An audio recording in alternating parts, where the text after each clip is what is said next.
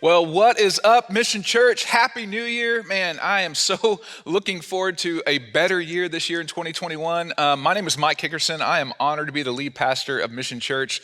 Honored that Mission is a part of your weekend experience, that you've made the time to engage this way. In fact, man, if you got a streak going, like you engaged with church, like the last 2 weeks, like you're 2 for 2. You've gone to church the whole year. That is amazing. Good on you. Let's keep that streak going, because there's something about gathering together in any way that we can, because that is helpful. And we're called to do it because we need each other. We need to be the church for each other, and we need the church from each other. And man, what you're a part of is there's not a perfect person on this chat. There's not a perfect person on this stage. We are all imperfect people, but we have been loved and rescued by a really, really perfect God. That God sent his son Jesus into the mess to rescue and save, and that means that there is hope for every single one of us. And so, man, honored to be a part of this journey. There's so many people that have been inspired to follow Jesus and been inspired to find Jesus, and I'm really excited for this year and what it's going to do. And I was so pumped. We're in the series called Fresh Ink, and talking about how to go back to some of those key verses in the Bible, those key truths from God's word, that if we could live those out this year, our 2021 would be radically different. I was going to start off and show some funny pictures and kind of do some funny songs about love, because we're going to talk about in a second. But then in the events of this week, I just felt like that would be a little bit tone deaf into what's going on in our world. And so I just want to take a moment just to have a conversation and remind ourselves things that we've talked about for a long time. And if you're just checking Mission out, this would maybe be helpful of like what we want to hold to and who we want to be as Christ followers and what we're about. And you may not be a Christ follower yet. I'm just be honest with you. We want you to accept Jesus and follow him and be rescued and saved, because that's where hope comes from for all of us. So just all the cards on the table, that's what we want. But what we're finding is that we got to be reminded sometimes of the things that are the most important. And so I think there's a big difference, and we've talked about this before, this is not new information, between being a Christian American or an American Christian. And both of these things, like both of these words are awesome. I love our country. Like I'm like the freedoms that we enjoy, the way that God has been so good to us in our country, the way that we can have an impact on our world, the oppression that we don't live under as the church. I mean, I love our country and the freedoms that it is. Like I really, really, really do. But it matters which order I get this in, because I am a citizen of heaven first and foremost. I'm a rescued son of the Most High God. And so I've got to let, what one of these has got to win on authority in my life. And so I want to make sure that we remind ourselves, because we sometimes can get lost in all the conflict and controversy and things that we don't like about our world and our country and our neighborhood and our county and our, we have a list of things that we correct if we were in charge. I know, I do too, you do too, we all do, it's normal. But I want to make sure that we remind ourselves that Christian, Christ follower, rescued son of or daughter of the Most High God is the most important thing about me. And it is the thing that goes first when defining who I am. It's the only thing that matters when this world ends, is that I'm attached and rescued by a really loving God, and I'm a son of his. There's nothing wrong with being American. I love this country, but it is way underneath my identity as a Christ follower. And I think sometimes I have the tendency, maybe we have the tendency to get some of those things twisted in us, and it's helpful to remind ourselves where our allegiance is. And then I start thinking through, probably there's some political opinions all over the place, and so that would even be further down the line of Republican, Democrat, or other, there's tons of other parties out there as well. So that is even further right of American, because we're all in this together. In fact, I just want to remind us of something that Jody taught about when she talked about this when we were in our Over It series, this unity over diversity. She wrote this. I was like, I can't say it any better, which is normally true and Jody teaches. So I'm just going to read what she wrote months ago when we were talking about what it looks like to be in this together. That's why, this is what from Jody, that's why we have to remember the church, like us, that we don't follow an elephant, we don't follow a donkey, we follow the Lamb of God who takes away the sins of the world. And she goes on to say, we worship a crucified rabbi with no territory, no military, no authority, no political power, no government standing. And his movement not only survived, it thrived and changed the world. It could not be stopped.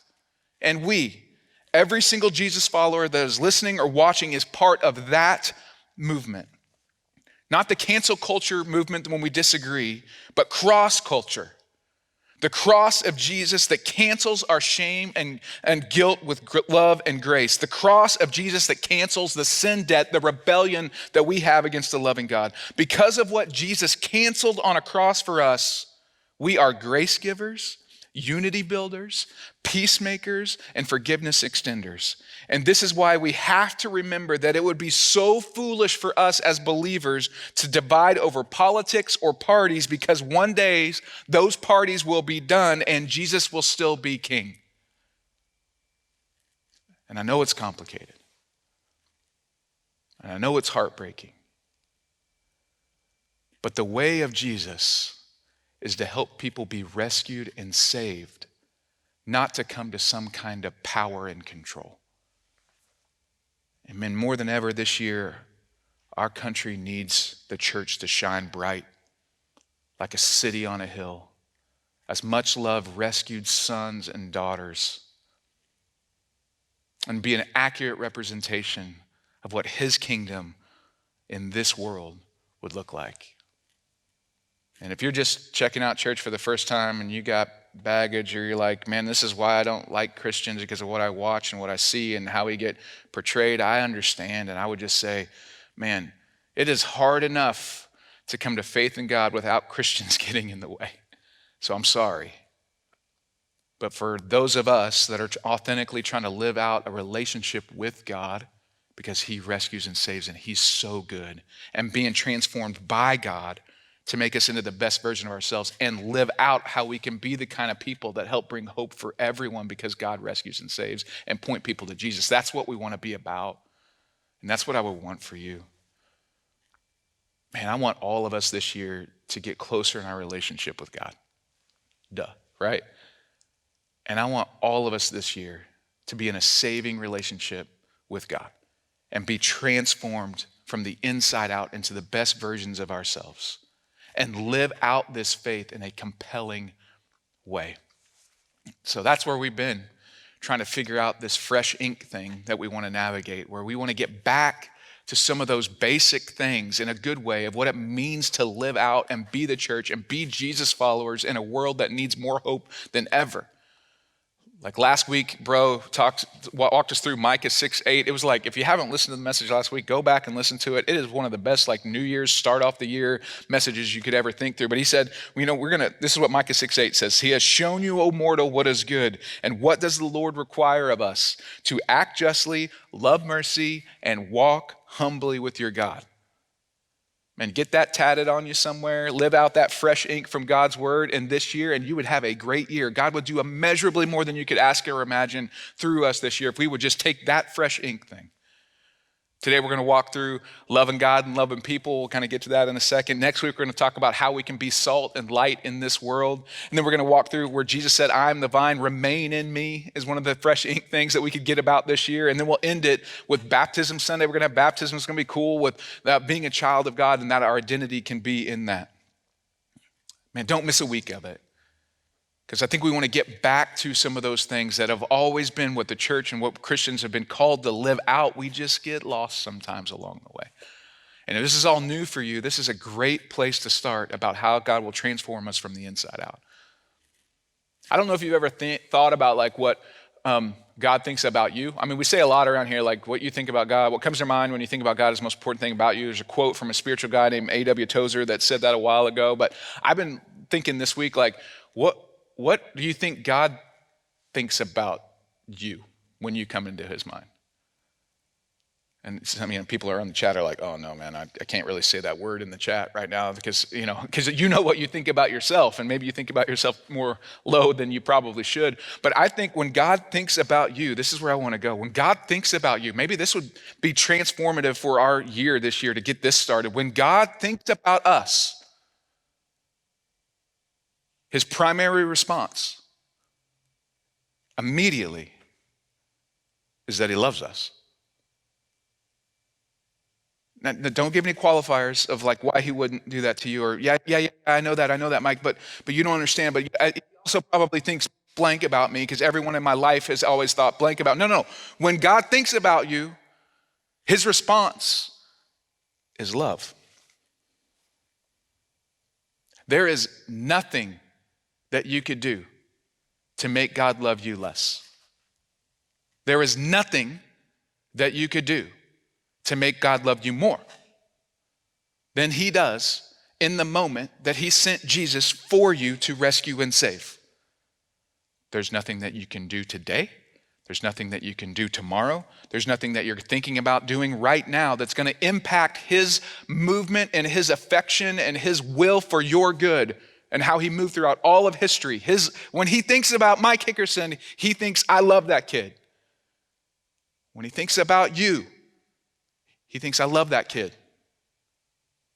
That is my primary emotion. And when Jesus walked this planet, he walked, and you read Matthew, Mark, Luke, and John, his biographies of how he actually lived when he was on the planet. He walked in a way to show us what God was like.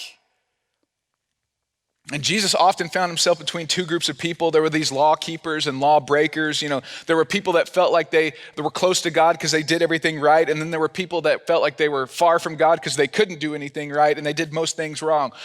But he was hilariously in the middle of them because they both thought that God's opinion on them was based on their behavior. And he's like, you couldn't be further from the truth. God's opinion and reaction and what he thinks about you is based on his character and movement and desire to be in relationship with you and has no bearing on your behavior whatsoever. Doesn't impact his opinion of you. He came to show what God was like and that God was love. The love of Jesus, it was a love that met people where they were, a love that got down and in the dirt with the guilty, a love that crossed racial and ethnic barriers, a love that touched the untouchable, a love that sat and wept with grieving people, a love that stooped down and washed feet, a love that gave away, a love that sacrificed, a love that wasn't afraid of the mess in me or the mess in you, a love that moved towards the people that didn't ever think that they could get there and the people that think they had it all figured out because they were good. In fact, there's a quote from Ian Watson that I love. It says, we live on a contaminated planet. It is contaminated on every level. It should have been quarantined from heaven. No reasonable God would go near it with a 10-foot pole. But Jesus is no reasonable God. Yes, amen on that. He became a human being and took on your uncleanness and mine, but instead of the world infecting him, he infected the world with his immaculate infection, and it is still spreading. And that's the good news, that God is who he says he is. And I don't know if you've been in church or around church in a while or what you think about God or Jesus or the Bible, man. But if this is true, that God sent Jesus and that his opinion of us is love and it's not based on our behavior towards him, that God sent Jesus to make a way for us to be right and our junk, our rebellion gets put on Jesus and we get his right life, that is great stinking news for 2021. That his reaction to us is and always has been love. So we want to get back to this fresh ink in the way that we want to live out this year. I want to walk through a scene in Jesus' history and biography where he's interacting with the guy. Because, you're thinking okay, God has probably got a lot of rules. If he's the creator of the universe, he's probably got a lot of ways that he kind of wants things done. You're kind of own your own thing, or you're maybe your own boss, or maybe you have your own way you want the dishes done or your room cleaned, or you have a way that you want things done. And so you're when somebody messes up that way, even if it's well-intentioned, you're that's not the way we do it. So you're going, well, if I think that, then God's got to think that. If he's the boss of the whole universe and he's got everything spinning, he probably has a way that he wants things done. So he's probably got rules. And I don't know about you, but sometimes there's rules in people's heads that they actually have that you don't know anything about, but when you violate it, then you get in trouble. And so, Jesus walking on the planet and he's talking to these people and they're okay, no, what's really God like? What is he? Is there something that we're going to get zapped for that we don't know about? What are the rules? There's a lot of rules that I think God would have. What are the most important ones? That's good information to know. So we're going to jump in Matthew 22. So Jesus is around this teaching, and one of these guys who's an expert had the guts. This is God with skin on. And this guy, one of them, an expert in the law, tested him with this question. Well, man, the guts of that dude, we don't ever know his name. He's just the guy that wanted to test Jesus. It's wow. And I don't know about you, but maybe you've been there where you're I know I have. when I think I know better, probably can get God in a quandary to make him work for me, or like kind of do my own thing and to test Jesus that way. Not because I'm smarter, but because I just want to do it my way. That's this guy.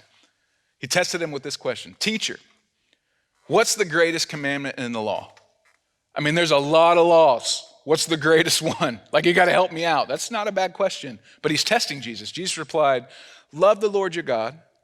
Maybe you've heard this before. This is what we're like, the greatest commandment. If God had like this, you get this right and you get an A on the test kind of thing. Love the Lord your God with all your heart and with all your soul and with all your mind. This is the first and greatest commandment. And so he's like, I was like, well, that's a great answer. That's classic. I mean, you could put that on a wall. You could put that right next to your live, laugh, and love thing. I mean, that's good stuff. That's a great goal. That's fresh ink right there. If we could live that out, and maybe you've never heard this before, but if this was the goal of man that God wanted for us, man, our world would be better.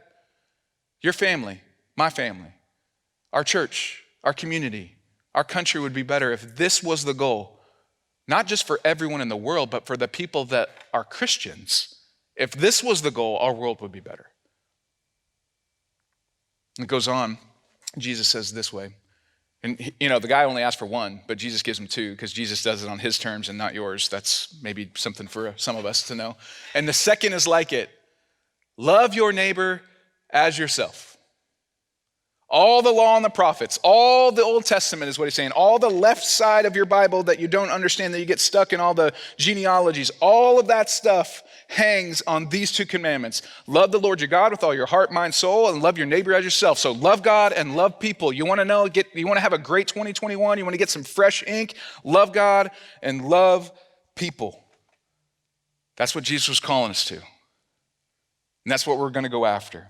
That's the kind of love that Jesus was talking about when he said, I love one another as I have loved you. And how was Jesus towards us? He was patient, he was kind, he was not jealous or boastful or proud or rude. He did not demand his own way. He was not irritable. He kept no records of wrongs for us. He canceled that actually. He didn't rejoice about injustice, but whenever truth wins out, he had rejoiced. He never gave up. He never loses faith. It was always hopeful, and he endured through every circumstance. I mean, maybe you don't know that that's 1 Corinthians 13, but that's the love that Jesus had when he was walking the planet that he calls us to love God and love up people. We take our cues from how he loved us and how he loved people. It's the greatest commandment. It is the way forward. It is the law of Christ, and without it, without love, we're nothing. And I'm just going to go out on a limb and guess you have probably heard love thy neighbor before. I mean, even if grandma had it somewhere embroidered, you knew like the golden rule, treat people, you knew like you were supposed to love God, love the Lord your God with all your heart, mind, soul, and strength, and you're going to love your neighbor as yourself. So you knew somewhere, I bet, love God, hate God, wherever you're at in church and Jesus and all that, you probably have heard this before, that would be like something that Christians would say. And we'd put it on books and we'd put it on stationery and all that kind of stuff. And it sounds cliche and easy and rudimentary.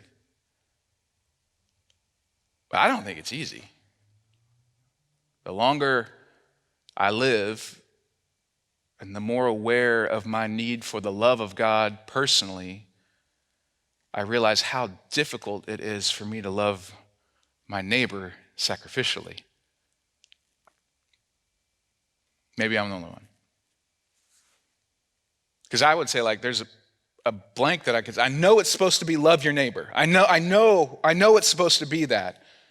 Like, well, who's my neighbor? What the guy would go on and ask. But the neighbor would not be just the person that lives next door or on the other side of you. The neighbor is the idea of fellow man throughout all of the world. It's like neighboring soul. Like everyone is the neighbor is what Jesus would go on to say. He would tell this story actually about what neighbor looked like. You ought to go read it. It's an awesome story. Jesus is a really compelling teacher. You ought to check him out. It's tougher than you think because it's a lot easier to say, I want to gossip about my neighbor. I want to send a prayer request about my neighbor. I want to post some stuff about my neighbor. I want to contact the HOA about my neighbor. And yeah, I have literal neighbors that are a part of mission. So there's no thing that I'm saying to you, Andy, I love you. So you know that. But it's way easier to put everything else in the blank than you think.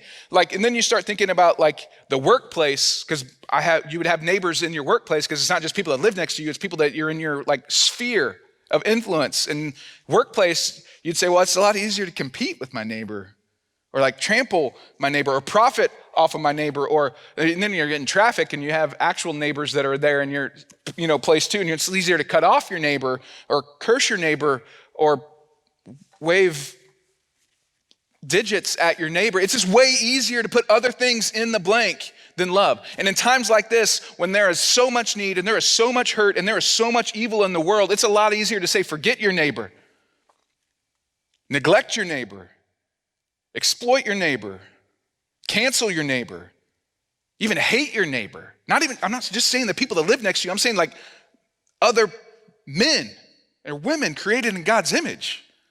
It's way easier to fill in that blank with what you want to feel than what God has commanded us to. You watch it play out on social media. It's like we need that Coach Boone speech from Remember the Titans when he's going to a place where the Civil War happened, and he's like, I killed my brother with malice in my heart and hatred destroyed my family, as he's reading that tombstone where the Civil War happened. You watch it play out. Blame your neighbor. Man, the more you think about it, that cliche ethic that Jesus calls us to love our neighbor, stinking hard. Because at our deepest parts of our soul, we don't think they're worth it. We don't think they deserve it. You don't know what they've done. You don't know how they think. You don't know what they did to me. That's not what Jesus asked. You want to get back to it this year, some fresh ink? You want a better life? You want to live this out as the church, as a much rescued son and daughter of God and what he's called us to be? You love the Lord your God with all your heart, mind, soul, and your strength, and you love your neighbor as yourself. Love God, love people. Love God, love people. Man, I am the furthest from authority or expert at this or on this, but Jesus is. And he said, not just that it was an ethic, can you imagine if we just lived this out? But those of us that are following Jesus, he said this was a command. That we don't get options in this. And he seemed to think, by commanding it, that it would change the world. Love God, love people. His first followers seemed to think that it would change the world. And people throughout thousands of years of history have been trying to live this. That's why the movement can't be stopped when it's in its pure form. Love God and love people.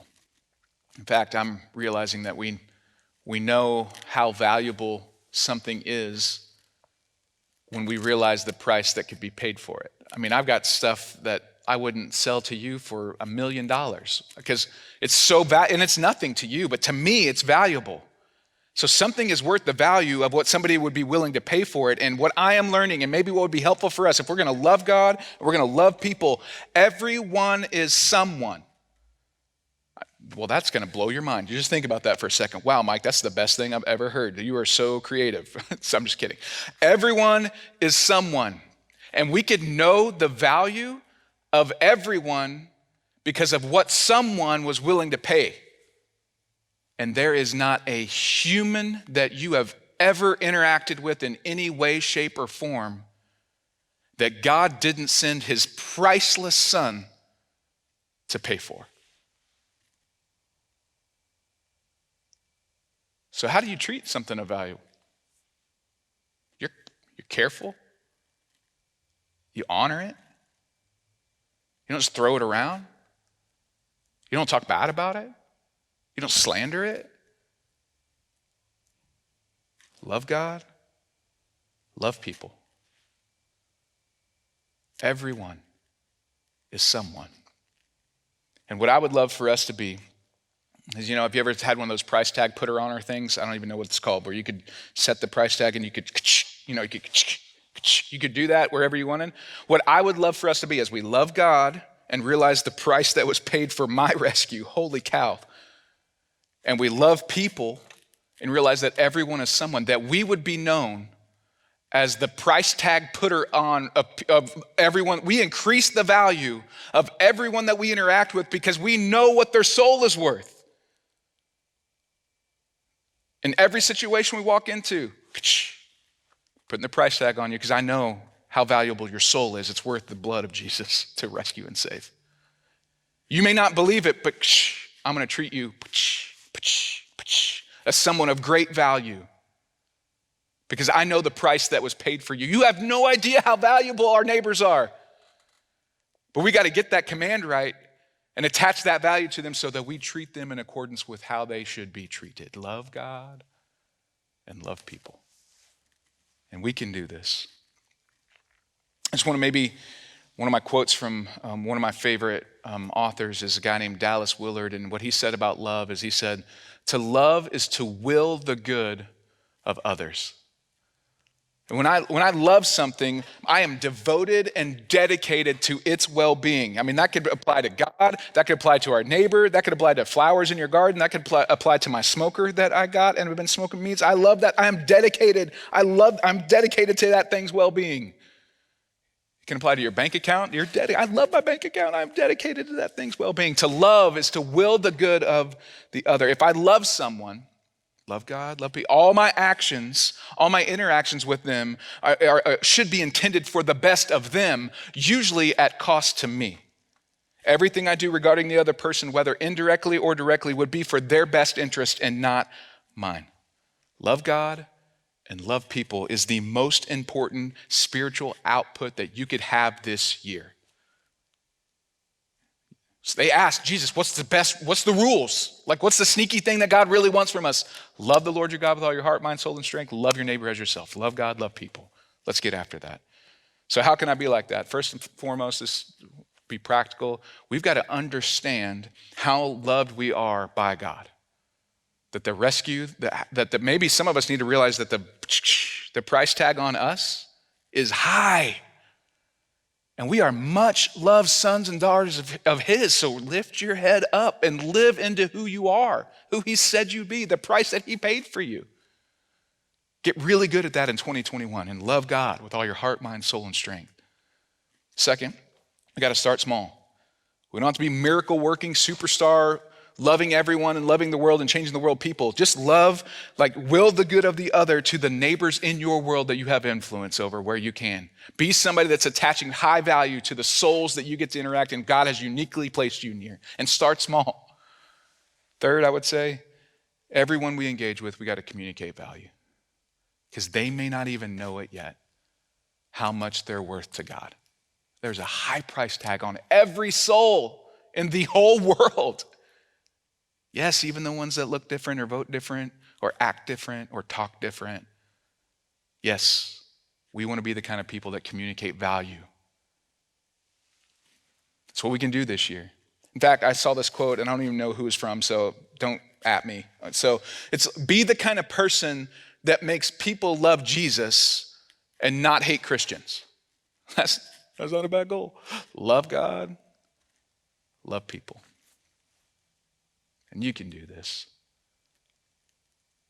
In fact, what we want to do and what we thought would be appropriate is to celebrate communion. And so communion is a thing that Christians have been doing for thousands of years. It's a symbol of where we remember the price that was paid for our rescue by Jesus' body being broken on the cross. And so Jesus was having a meal. If you read in Matthew, Mark, Luke, and John, you'll read they were always eating together. But there was this special meal that they have. It's called the Last Supper. We know that. They didn't know that. And he took bread and broke it and said, hey, take and eat. This is my body broken for you. They're like, Jesus, what are you talking about? Why are you talking weird again? Like, we have bread at every meal. What are you doing?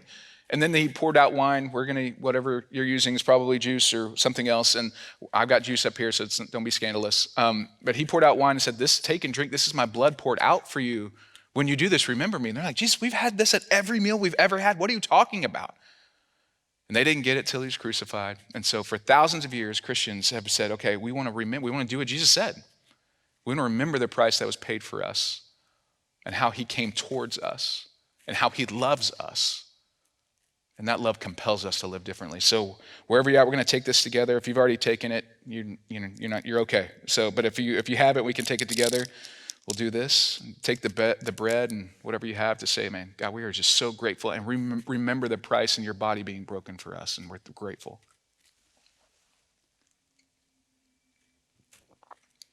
Then we'll take whatever drink or juice that you have and just say, God, we're so grateful for your son Jesus and the blood that was poured out to rescue us and to prove without a shadow of doubt throughout all of history your love for us.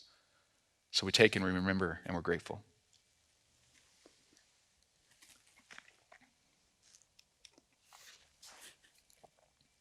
Let's pray. God, we need you, we need you, we need you. And what seems so simple and cliche and that we've heard 1,000 times, we cannot live out on our own without you. God, we want to love you with all of our heart, mind, soul, and strength. And God, we want to love our neighbor as ourselves. So God, help us, convict us, compel us to that end, so because we realize your great love for us. God, we love you. It's in Jesus' name we pray. Amen.